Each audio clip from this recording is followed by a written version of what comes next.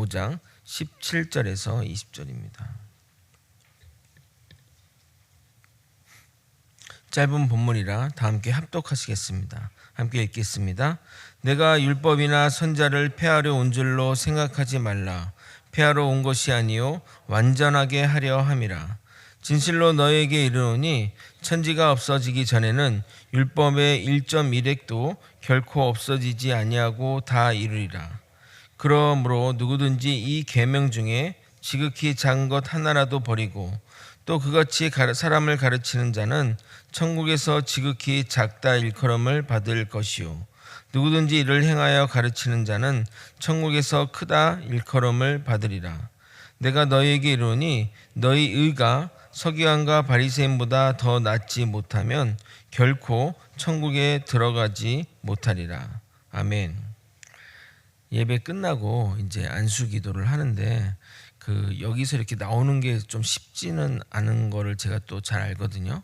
근데 제가 어릴 적에 그 교회 목사님이 항상 이제 월상 예배 하시게 되면 그 전교인을 다 이렇게 기도를 해주셨어요. 뭐 짧게. 그래서 막 우리 어린애들부터 줄 서서 이렇게 그냥 기도받고 이렇게 한 달을 시작했거든요. 그러니까 오늘도 이제 말씀 끝나고 하면 그냥 이제 안수기도에 무슨 특별히 큰 부담감이 없으신다면 안수기도에 때면 이제 담임 목사가 우리 성도들 일일이 또 찾아뵈서 이렇게 기도하면 참 좋은데 그런 기회가 또 쉽지는 않으니까 오늘 월상예배 오신 분들이 이제 줄 서서 하시면 편하게 줄 서서 같이 하면 또 편하잖아요. 또 딴 사람들 눈치 볼 것도 없고 그래서 급히 가실 분부터 와서 다 같이 이렇게 오시면 제가 한 분씩 한 분씩 짧게 기도해 드리도록 하겠습니다. 계속되는 산상수훈 말씀입니다. 예수님은 우리에게 세상과 다른 복의 기준을 말씀해 주셨습니다. 팔복의 메시지는 하나님 나라의 기본 윤리라 하겠습니다. 이어서 하나님은 본격적인 산상수훈의 말씀을 전하기 전에 우리의 정체성을 명확히 알려주셨는데 우리는 세상의 빛과 소금이라고 말씀해 주셨습니다. 빛과 소금이 되라 또는 빛과 소금이 될 것이다 라고 말씀하시지 않고 너희는 빛과 소금이니 빛과 소금의 역할을 세상에서 감당하라고 이야기하시는 겁니다. 오늘은 예수님이 어떻게 사는 것이 빛과 소금의 삶인지 말씀하기 전에 전제되는 이야기를 들려줍니다. 예수님이 이 땅에 오신 의미와 우리가 주님을 따르려면 어떤 마음과 자세로 따라야 하는지 깨달음을 얻게 될 것입니다. 오늘도 주시는 은혜를 따라 믿음으로 실천하는 저와 여러분이 되시길 예수님의 이름으로 소망합니다. BC 722년에 북이스라엘이 아수르에 멸망하게 되고 BC 586년에 남유다는 바벨론에 멸망하게 됩니다. 그러나 하나님은 그들에게 선자를 통해 경고를 했습니다. 회개하지 않으면 망할 것이라고 경고를 했지만 그들은 철저히 무시했습니다. 자신들의 멸망은 하나님의 멸망이고 자신들의 패배는 하나님의 패배라고 생각했기에 이스라엘 사람들은 결코 망하지 않을 것이라는 착각 속에 살았던 것입니다. 그러나 이스라엘 나라는 백성들의 불순종과 또 우상 숭배와 갖은 죄악으로 인해 멸망하게 됩니다. 멸망당하는 것으로 끝난 것이 아니라 살아있는 자는 포로로 끌려가고 비참한 인생을 살았던 것입니다.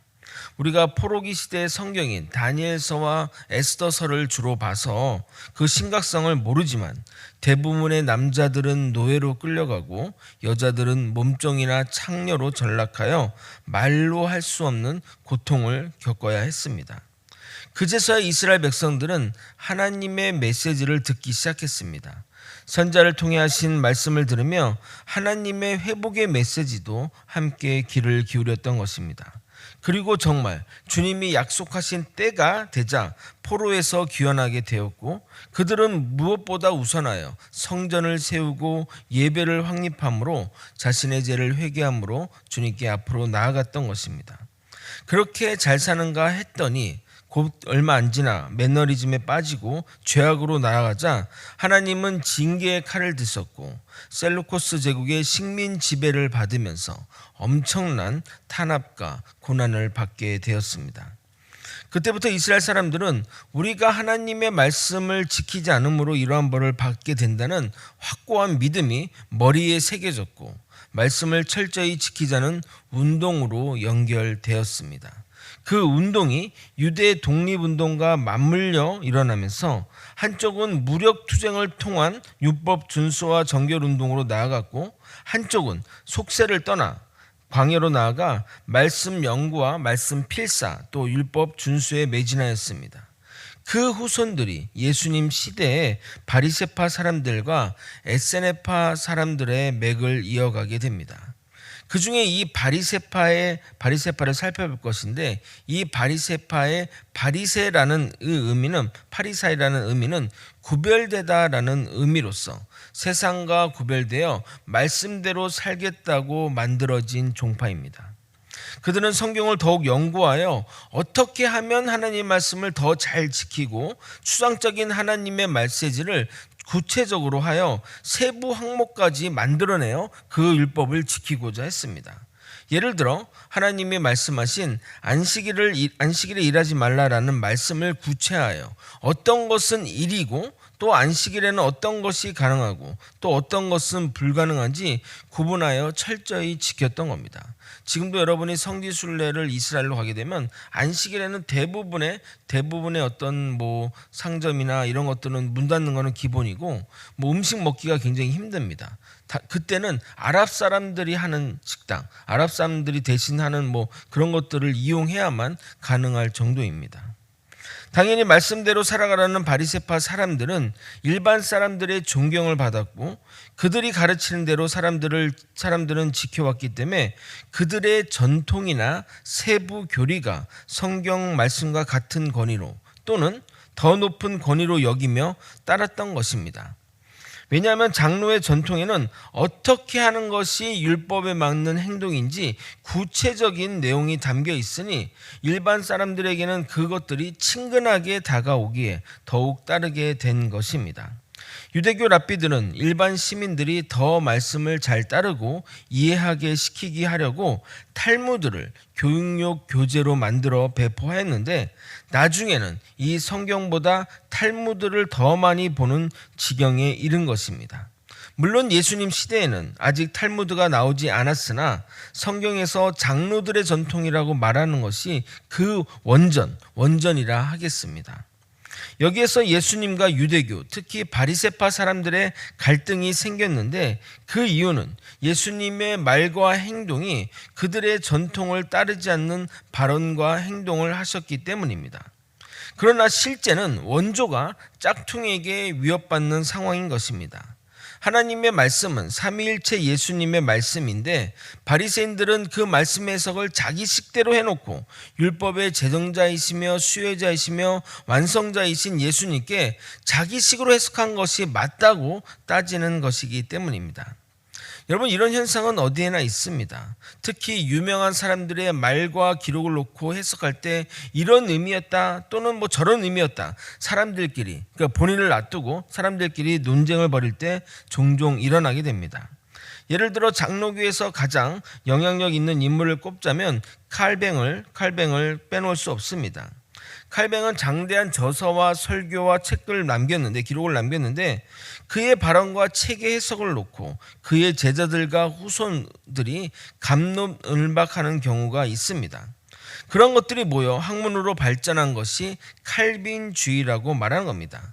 죽은 칼뱅에게 물어볼 수 없으니 칼뱅이 남긴 기록을 가지고 칼뱅이 말한 의미가 이것이다, 이렇게 해석해야 된다라고 말한 것입니다. 율법도 마찬가지입니다. 율법을 가지고 이런저런 해석을 하는데 그것을 규격하여 지키는 것이 율법주의가 되는 것입니다. 다시 예수님의 시대로 돌아와서 보게 되면 바리새인들의 전통이 거의 명문화되고 굳어져가는 상황에 예수님의 등장은 당시로서 충격적으로 다가왔습니다. 예수님이 하시는 말과 행동은 많은 이들의 공감을 불러일으키기는 했지만 종교 지도자들을 불편하게 만들었고 특히 바리새파의 분노를 촉발하게 됩니다.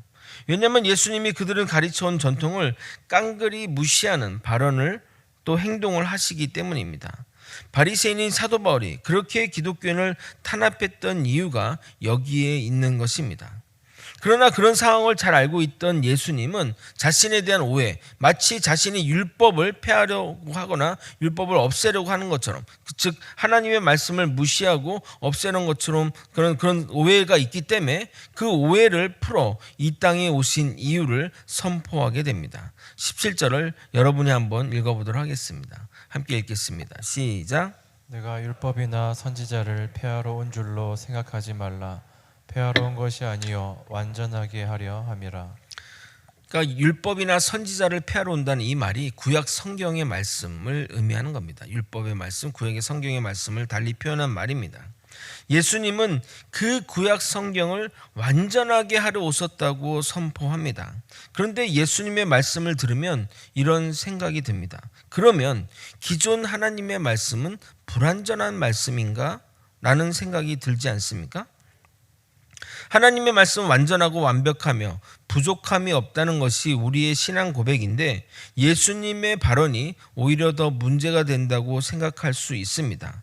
그러나 이 말씀은 수혜자 입장에서 하시는 말씀이지 수여자 하나님의 입장에서 하시는 말씀이 아닙니다. 만약 그렇다면 18절의 말씀이 연결이 안 됩니다. 18절을 읽고 다시 한번 설명드리도록 하겠습니다.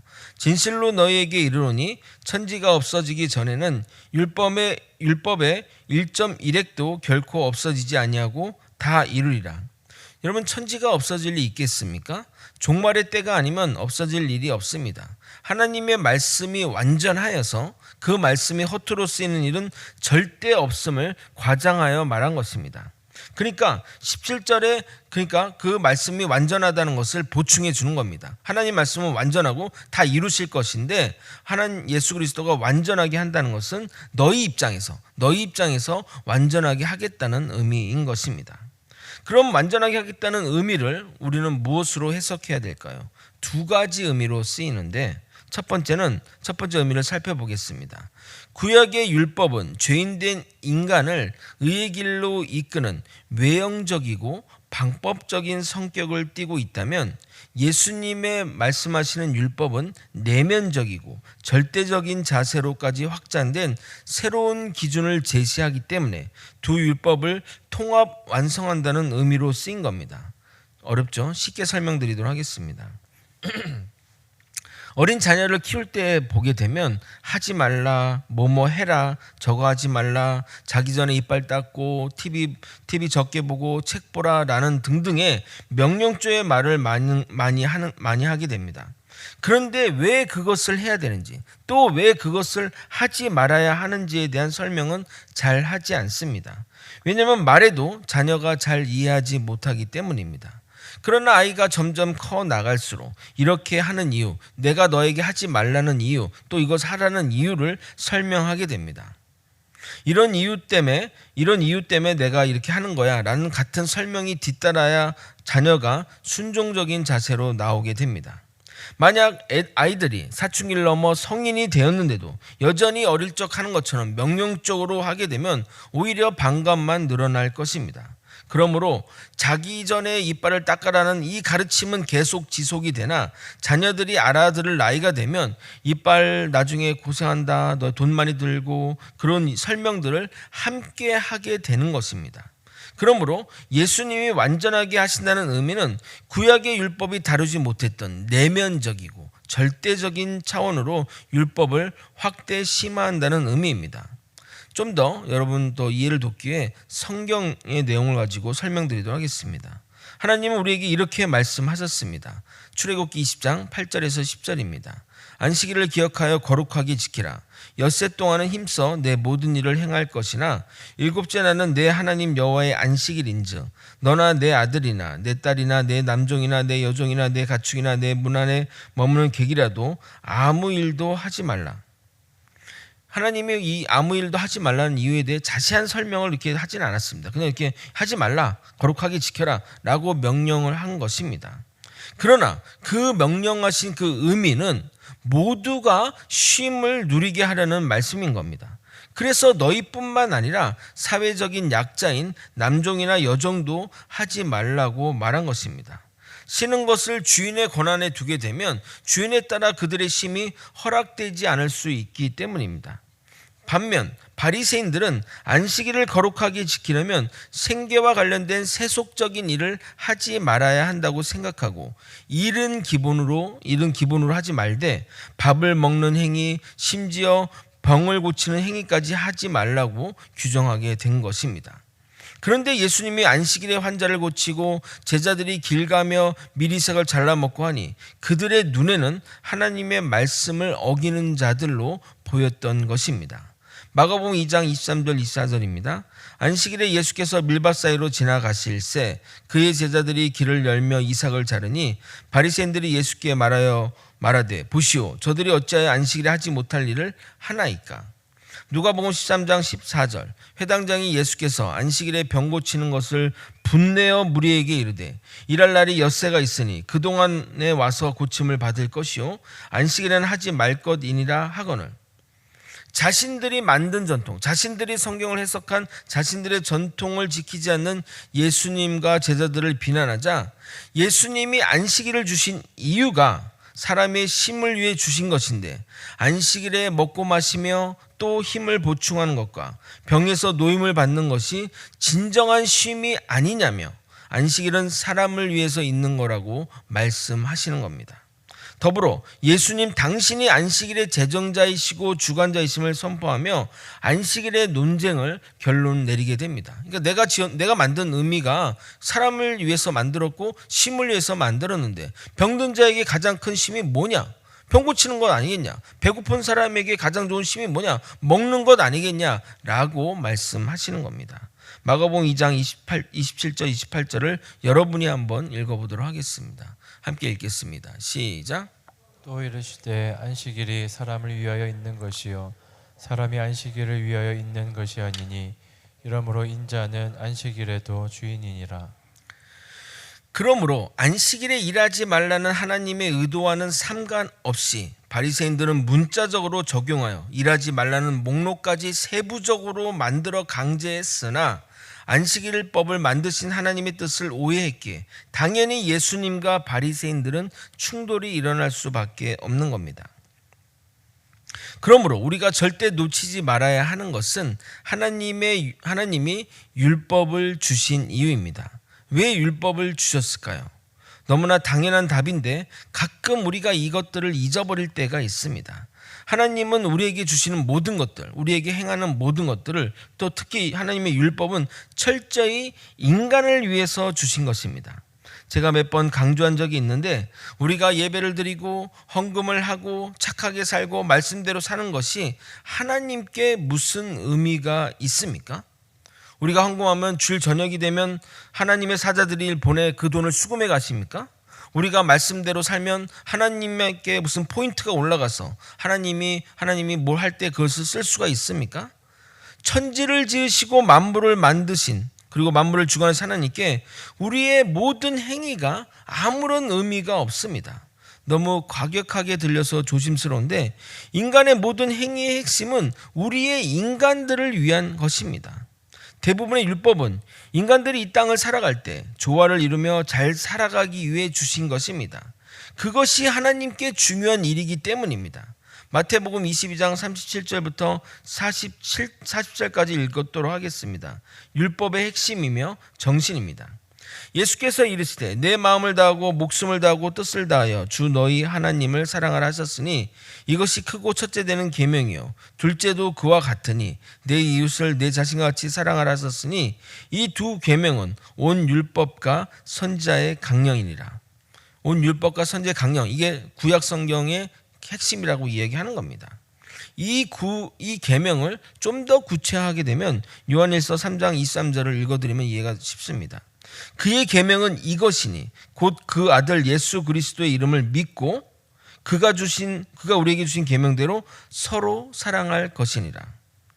우리는 먼저 예수 그리스도를 우리의 구세주로 믿고 하나님을 사랑해야 되는데 하나님을 사랑하는 자는 이웃을 사랑하는 것으로 구체화되는 겁니다. 요한일서 4장 20절 21절은 이렇게 얘기합니다. 누구든지 하나님을 사랑하노라 하고 그 형제를 미워하면 이는 거짓말하는 자니 보는 바 그 형제를 사랑하지 않은 자는 보지 못하는 바 하나님을 사랑할 수 없느니라. 우리가 이 계명을 주께 받았나니 하나님을 사랑하는 자는 또한 그 형제를 사랑할지니라. 그러니까 첫째 되는 계명이 하나님을 사랑하라고 했죠. 그 둘째 되는 계명이 이웃을 사랑하라고 했잖아요. 근데 그 하나님을 사랑하는 것도 이웃을 사랑하는 것으로 귀결이 된다는 겁니다. 결국 하나님을 사랑하는 그것들이 구체화되는 것들이 이웃상에 우리 주변에 있는 사람들, 우리에게 맡겨진 사람들과 함께 교제하며 살아가는 것으로 결론이 나기 때문에 이 모든 계명은 이웃사랑, 하나님의 사람들을 이렇게 보충하고 채워주고 끌어주고 하는 것들로 연결이 되는 겁니다. 하나님을 따르고자 한다면 그 본의가 무엇인지 알고 따르는 것이 진정 따르는 것이라 하겠습니다. 만약 흉내만 낸다면 그것은 책임 면피를 위한 행동일 뿐입니다. 저희 사모는 자녀들이 무엇을 하든 아버지가 퇴근하고 오면 나와서 인사하라고 합니다. 일하고 온 아버지에 대한 감사와 또 아버지와 자녀들의 끈끈한 사랑의 관계를 위해서입니다. 그런데 자녀가 형식상으로 얼굴만 삐쭉 내밀고 방으로 쏙 들어간다면 그렇게 하라고 한 본의와는 먼 이야기가 되는 것이며 안 나오니만 못하는 것입니다. 율법의 형식이 아닌 율법을 제정하신 그 본의적인 정신으로 나아가는 것이 율법의 완전함으로 나아가는 것입니다. 완전하게 하신다는 두 번째 의미를 살펴보겠습니다. 성경을 구약과 신약이라고 하는 이유는 성경 전체가 약속의 말씀이기 때문입니다. 그래서 성경은 약속과 성취가 쳇바퀴처럼 굴러가면서 성경이 진리임을 보증하고 다음 언약을 기대하게 만드는 겁니다. 거기서 성경의 힘이 나오는 겁니다. 만약 하나님이 하신 말씀이 하나도 성취가 되지 않았다면 그 다음 약속을 누가 신뢰하며 기대할 수 있겠습니까? 우리 하나님은 말씀하신 바를 성취하심으로써 완전하게 이루시는 분이십니다. 그 약속을 믿기 때문에 여태까지 하나님 하신 말씀이 그렇게 성취됐기 때문에 그 다음의 약속, 우리가 부활할 것이다, 죽으면 끝이 아니라는 그 약속도 믿고 꿈꾸며 부활을 꿈꾸며 살아가게 되는 겁니다. 하나님의 말씀은 문자 그대로의 의미도 있지만 상징적인 또는 내포적인 의미도 있습니다.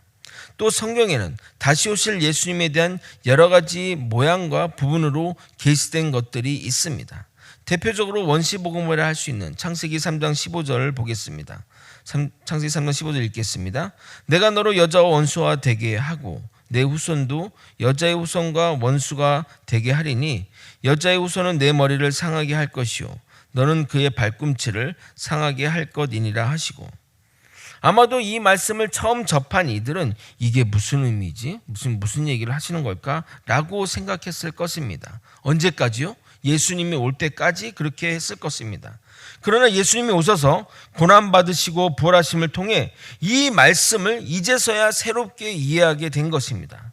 이처럼 부분적으로 계시된 말씀이 예수님이 오심으로써 완전해지는 것입니다. 그래서 구약의 율법을 그림자라고 한다면 예수님이 주신 신약의 율법을 실체라고 하는 것입니다. 이 율법은 성취가 되어야 되는데 죄인된 인간은 이 율법의 요구를 응하고 성취하고 완성지킬 자가 아무도 없습니다. 율법의 욕구를 응한다는 그 자체가 의인만이 가능하기 때문입니다. 그래서 율법의 목적이 그 사람이 죄인임을 깨닫게 하는 역할로 한정되어 버렸습니다. 그러면 실패했으니 율법을 폐기해야 되느냐? 아니요. 예수님이 그 율법을 이루시겠다고 선포하시는 것입니다. 그래서 18절에 율법의 1점 희렉도 결코 없어지지 아니하고 다 이루리라 한 그 주체가 예수님이 되시는 겁니다. 예수님이 우리의 의를 위하여 율법을 완성하시는 겁니다. 로마서 10장 4절 이렇게 얘기합니다. 여러분이 한번 좀 읽어보도록 하겠습니다. 함께 읽겠습니다. 시작. 그리스도는 모든 믿는 자에게 의를 이루기 위하여 율법의 마침이 되시니라. 우리의 의를 위해서 율법을 마쳤다. 마쳤다는 게 뭐죠? 완성했다는 거죠. 완성하셨다는 말입니다. 그래서 예수님이 십자가에서 마지막 선포하신 그 말씀의 의미가 이렇게 해석될 수 있는 겁니다. 요한복음 19장 30절, 예수님께서 신포도주를 받으신 후에 이르시되 다 이루었다 다 마쳤다, 다 완전하게 하셨다 라고 머리를 숙이니 영혼이 떠나가니라. 이해되십니까? 십자가에서 모든 율법의 요구를 다 이루셨습니다. 다 완전케 하셨습니다. 다 이루셨습니다. 아멘. 이어지는 말씀을 통해 우리는 예수님으로부터 심각한 경고를 받게 됩니다. 인간의 완악함을 아시고 미리 말씀하신 것이라 생각됩니다.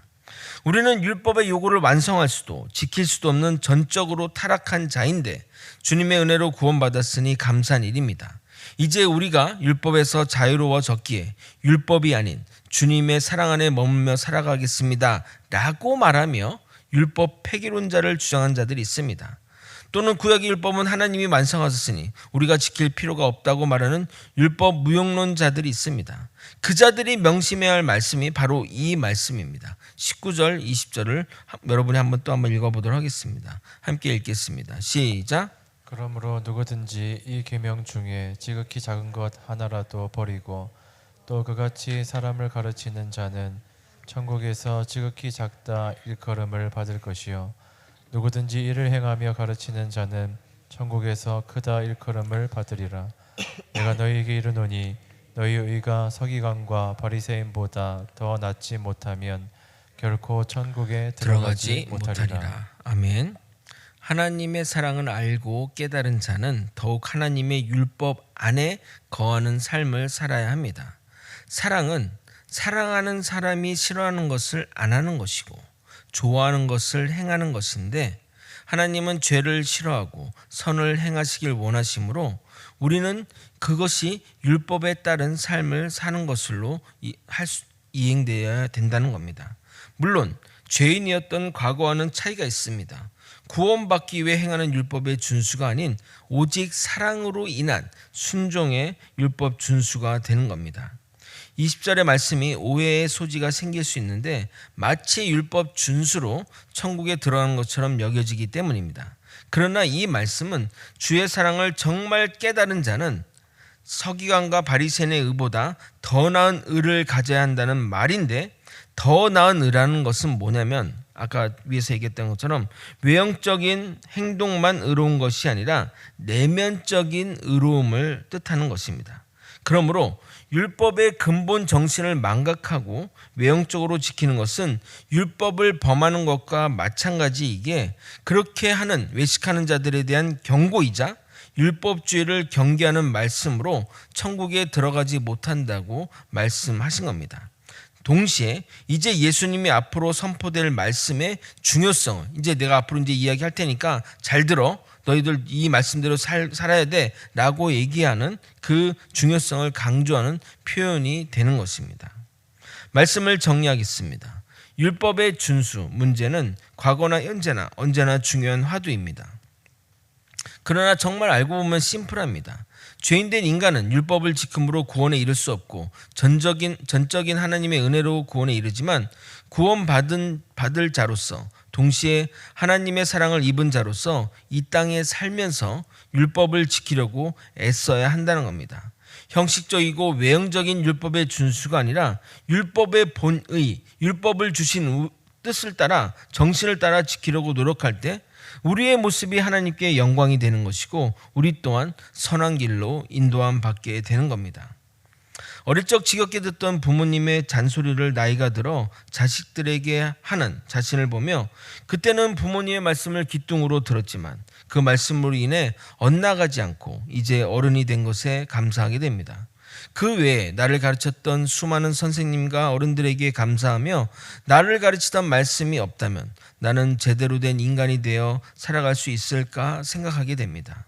무엇보다 하나님의 말씀이 있었기에 지금도 잘 살아갈 수 있으며 고난과 환난과 중요한 순간마다 헤매지 않고 잘 나아갈 수 있었습니다. 그러나 아직도 어떻게 살아가는 것이 맞는지 모를 때가 많습니다. 이제는 나를 가르치는 부모도 스승도 사람들도 없는데 무엇을 붙들고 살아가야 하겠습니까? 하나님의 말씀이 내 발의 등이요 내 길의 빛이십니다. 말씀의 인도함을 따라 하나님의 사람이 되었듯이 하나님의 사람으로서 도리에 맞게 살기 위해 말씀에 의지해서 살아야 할 줄 믿습니다. 우리 모두 주님의 말씀에 의지하여 삶을 영위해가는 저와 여러분이 되시길 예수님의 이름으로 소망합니다.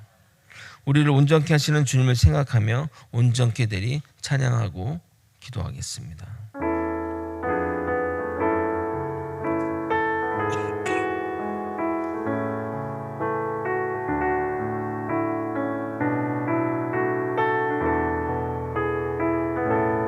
주 앞에 나와 주 앞에 나와 제사를 드리네 마음 열어 내 삶을 드리네 주를 봅니다 끝없는 사랑 날 회복시키네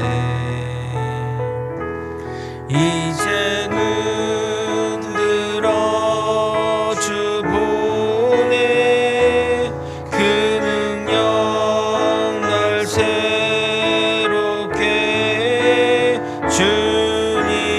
주님의 사랑 날 만지시니 내 모든 두려움 사라지네 속에도 주 붙들고 믿음으로 주와 건네갈 우리 언덕 넘어 그 어느 날 주 안에 온전케 되리.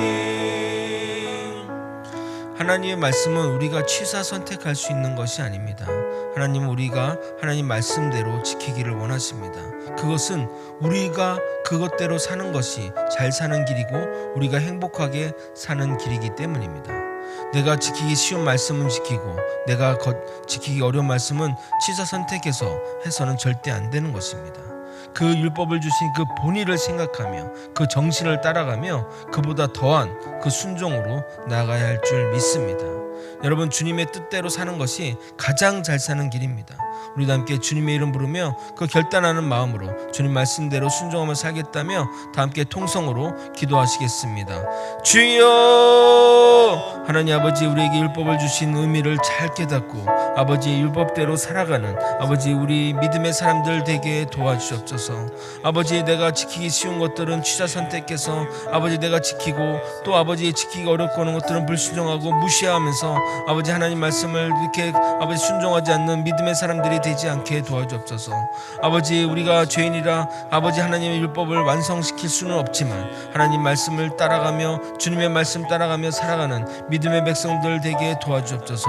그 노력이 하나님께 영광이 될 줄 믿습니다. 하나님 말씀대로 살려는 그 애쓰는 노력들이 주님께 영광이 되고 주님이 기쁨이 되고 주님께 나아가는 자의 그 하나님의 그 뜻이 될 줄 믿습니다. 아버지, 주님의 뜻을 보면서 아버지 부모된 아버지 자녀들을 보면서 여러 가지 생각들을 하게 됩니다. 하나님이 우리에게 주신 율법의 의미들을 다시 한번 되새겨 생각해 보며 아버지 내가 하나님의 뜻에 따라 정말 순종하며 살아갈 수 있도록 이끌어 주시고 인도하여 주옵소서. 아버지 내 가능한 모든 상황들 정말 전심으로 하나님 말씀 따라 살아가는 믿음의 백성들 되게 도와주옵소서. 하나님의 뜻을 살아가는 길 가운데 주님의 축복이 있음을 믿으며 아버지 우리를 위한 그 모든 것들을 순종하며 나아가는 믿음의 백성들 되게 도와주시옵소서. 주님 붙들어 주시고 인도하여 주옵소서. 우리가 하나님 말씀 따라 살아가는 길이 가장 잘 사는 길이고 가장 축복된 길임을 깨닫게 하여 주시옵소서. 아버지, 우리가 아직 어려서 또 아버지 우리가 희미해서 하나님의 뜻을 명확하게 깨닫지 못할지라도 하나님이 우리의 삶을 인도해 주시고 기도해 주시니 하나님 말씀 따라 살아가는 아버지 우리가 되게 도와주옵소서. 아버지, 내가 연약하여 말씀을 절대로 철저하게 순종하지 못할지라도 우리가 그 지키려고 하는 그 마음이 그 열정이 하나님께 영광이 될 줄 아시고 하나님께 기쁨이 될 줄 믿습니다. 주의 말씀을 최선을 다해 순종하며 나아가는 우리 모두가 되게 하여 주시옵소서. 간구하며 이제는 우리 구주 예수 그리스도의 은혜와 하나님의 한량없는 사랑과 성령 하나님의 교통 역사 충만하심이 예수님의 말씀을 따라 예수님의 말씀에 의도하신 대로 살아가고자 애쓰는 믿음의 성도님의 머리머리 위에 이제로부터 영원히 함께 있을지어다. 아멘. 우리 다 함께 깨달은 말씀 놓고 기도하시고 또 안수기도 받으러 나오셨으면 좋겠습니다.